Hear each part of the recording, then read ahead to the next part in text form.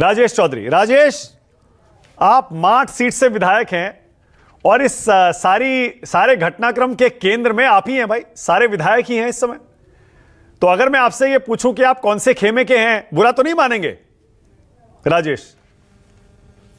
नहीं, कोई खेमा है ही नहीं। खेमा क्या होता है? पार्टी है, भारतीय जनता पार्टी के हम सब लोग कार्यकर्ता हैं, भारतीय जनता पार्टी के लिए काम करते हैं। नरेंद्र मोदी, नड्डा जी और योगी जी, अमित शाह जी, सबके नेतृत्व में पार्टी काम कर रही है और हम लोग पार्टी के लिए काम करते हैं। इसमें कोई खेमाबाजी कुछ है ही नहीं। ये सब मनगढ़ंत बातें आप लोग खेमाबाजी की कर रहे हैं। अच्छा ठीक है, ओके। दूसरा सवाल, ऐसे इतनी आसानी से थोड़े जाने दूंगा, मनगढ़ंत आपने कह दिया और मैंने मान लिया। ओके राजेश, दूसरा सवाल, संगठन बड़ा या सरकार उत्तर प्रदेश में? संगठन की अपनी भूमिका है, सरकार की अपनी भूमिका है। संगठन अपना काम करता है, जनता के बीच जाकर के संगठन को मजबूत करना है, संगठन के माध्यम से सरकार बनानी है।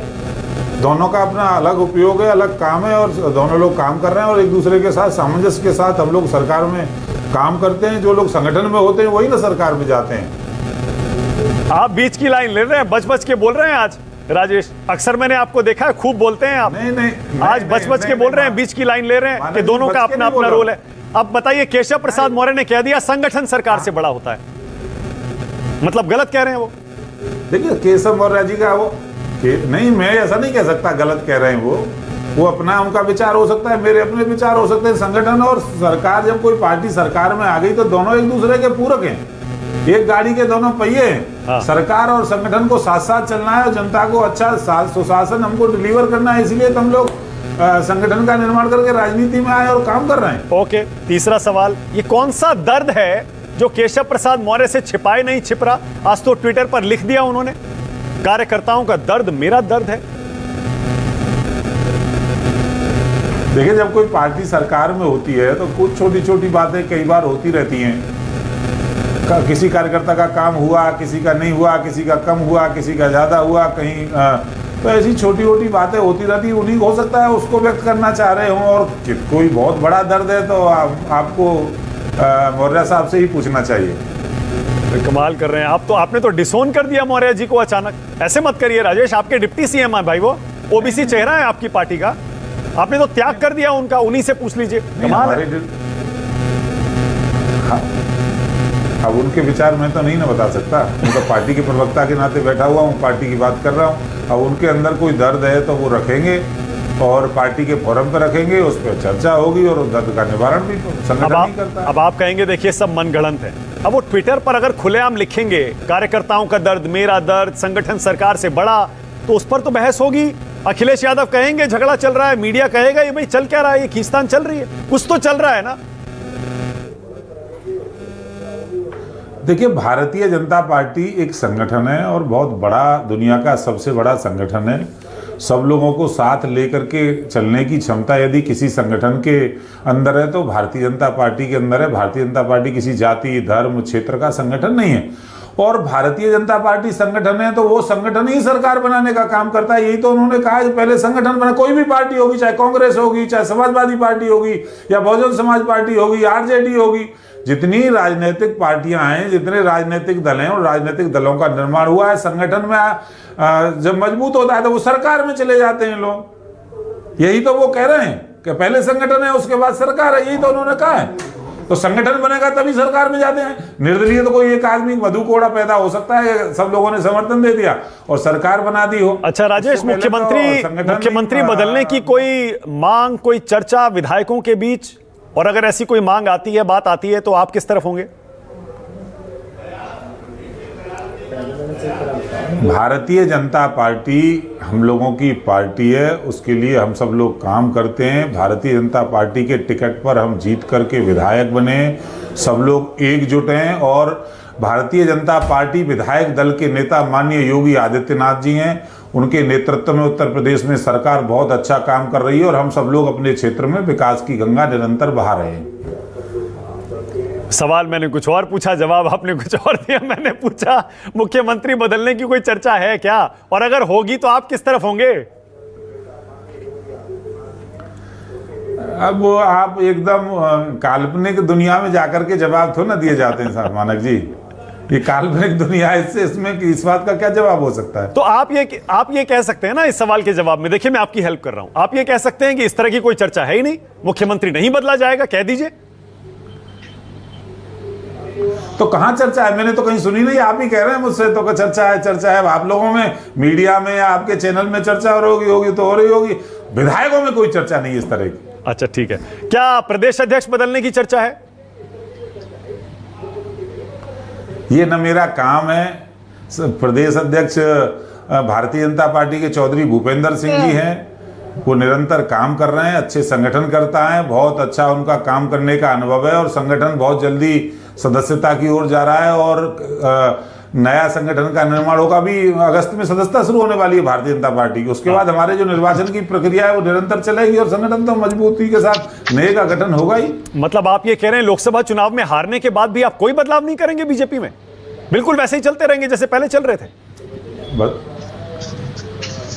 देखिए, लोकसभा चुनाव का जो परिणाम आया है उसको हम अध्ययन कर रहे हैं, उसके तह तक पहुंच रहे हैं, हमारी कहाँ कमी रह गई उस कमी को दूर करेंगे और दूर करके जनता हमें कहाँ नहीं समझ पाई या हम जनता को कहाँ नहीं समझ पाए, उस कमी को दूर करने का काम भारतीय जनता पार्टी करेगी। ठीक है, और जिम्मेदारी किसकी हार की उत्तर प्रदेश में लोकसभा चुनाव में? मोदी योगी डबल इंजन सरकार थी, दोनों में से किसी एक को जिम्मेदारी लेनी चाहिए। देखिए, 62 साल बाद कोई ऐसा व्यक्ति हुआ जिसने तीसरी बार देश के प्रधानमंत्री पद की शपथ ली। सीटें कम आ सकती हैं, ज्यादा आ सकती हैं, पर हमने स्पष्ट बहुमत के साथ एनडीए ने सरकार बनाई है। भारतीय जनता पार्टी की जितनी सीटें आई हैं उतना पूरे एनडीए की सीटें नहीं आई। इस बात का रिकॉर्ड हम लोगों ने बनाया है। गैर कांग्रेसी प्रधानमंत्री नरेंद्र मोदी जी बने। जवाहरलाल नेहरू के बाद पहला ऐसा व्यक्तित्व निकल के आया जिसने 10 साल सरकार में रहने के बाद तीसरी बार फिर प्रधानमंत्री पद की शपथ ली और अपने नेतृत्व में सरकार बनाई है। इस बात का हमको गौरव है और कोशिश करेंगे कि इसे और आगे मजबूती के साथ आगे बढ़ाएं। बहुत बढ़िया, थैंक यू। मुझे मेरा जवाब मिल गया। मैंने आपसे पूछा था हार की जिम्मेदारी किसकी, आपने कहा प्रधानमंत्री मोदी की नहीं है। इसका मतलब जवाब क्लियर है कि लोकल लीडरशिप उत्तर प्रदेश में उसको जिम्मेदारी लेनी पड़ेगी। सही कह रहा हूं ना? अब आप जो अर्थ निकालो वो निकाल सकते हो, पर हम हारे नहीं, हम चुनाव जीते हैं, मेरा कहने का मतलब। अरे भाई, तो इसीलिए तो पूछ रहा हूं, नेतृत्व परिवर्तन की चर्चा। 3 साल में 100 सीटें नहीं आ पाई। अरे मेरे भाई मैं इसीलिए कह रहा हूं राजेश, कांग्रेस उत्तर प्रदेश में देखिए अब आप फंस गए, अब आप फंस गए। उत्तर प्रदेश में नेतृत्व परिवर्तन की चर्चा इसीलिए हो रही है। आपने कहा मोदी जी जिम्मेदार नहीं है हार के लिए, इसका मतलब योगी हुए, फिर सीएम बदलने की नौबत आ रही है। इसका मतलब ये चुनाव देश की सबसे बड़ी पंचायत लोकसभा का चुनाव था, उसमें हम सत्ता में बैठे हुए हैं। राहुल गांधी 100 नहीं छू पाए। 3 चुनाव के बाद आप देख रहे हो धीरे धीरे रैंक राहुल गांधी 100 नहीं छू पाए, लेकिन अखिलेश यादव आपसे आगे निकल गए, 37 सीट ले गए। तो विजयश्री को वर्ण किया है, हम लोग जीते हैं और तीसरी बार जीते हैं, ये हमारे लिए और सौभाग्य। पर उत्तर प्रदेश में हारे हैं राजेश, तीसरी बार जनता हमारी हारे हैं। उत्तर प्रदेश का चुनाव नहीं था, उत्तर प्रदेश का चुनाव 2022 में हो चुका है। 22 में हम जीते थे, 27 में फिर हम जीतेंगे, 27 में फिर एक बार और। किसके नेतृत्व में जीतेंगे? उत्तर प्रदेश कौन सीएम बनेगा बताइए 27 में? 27 आने दो, वो भी बता दिया जाएगा। आज बहुत बढ़िया, योगी आदित्यनाथ जी, योगी आदित्यनाथ जी के नेतृत्व में हम लोग काम कर रहे हैं। हाँ ठीक है, और ये जो 10 सीट का बाइपोल आ रहा है, मान लीजिए कि इसके बाद तय हो जाएगा कि नेतृत्व परिवर्तन होगा या नहीं होगा। देखिए, 10 सीट का बाइपोल आ रहा है, उसको मजबूती के साथ भारतीय जनता पार्टी लड़ेगी और 10 की 10 सीट जीतने का हम पूरा प्रयास करेंगे और जीतेंगे। उसकी तैयारी हमारी शुरू हो गई है, कार्यकर्ता हमारे लग गए हैं। चुनाव लोकसभा का जैसे ही समाप्त हुआ उसके बाद उस चुनाव के मैदान में है और हम 10 सीटों को जीतने का काम करेंगे। ठीक है, अच्छा एक चीज बताइए, अगर मान लीजिए कोई बदलाव करना भी होगा यूपी की सरकार में या यूपी के नेतृत्व में, संगठन में, तो मतलब सब दिल्ली से तय होगा ना? पार्टी मतलब जो आला कमान है वही तय करेगा ना सब? ये सपनों की दुनिया में मानक जी क्यों जा रहे हैं? आप बहुत वरिष्ठ पत्रकार हैं। ये सपनों की दुनिया में तो आदमी भटक जाता है। ये काल्पनिक प्रश्न है, तो इस काल्पनिक प्रश्न का क्या जवाब? अच्छा देखिए, एक बात बताएं। अच्छा देखिए, अब आप देखिए, आप फिर से मीडिया को दोष दे सकते हैं, लेकिन अगर केशव प्रसाद मौर्य, भूपेंद्र चौधरी दिल्ली आकर पीएम से, जेपी नड्डा से नहीं मिलते तो यह सवाल नहीं पैदा होता।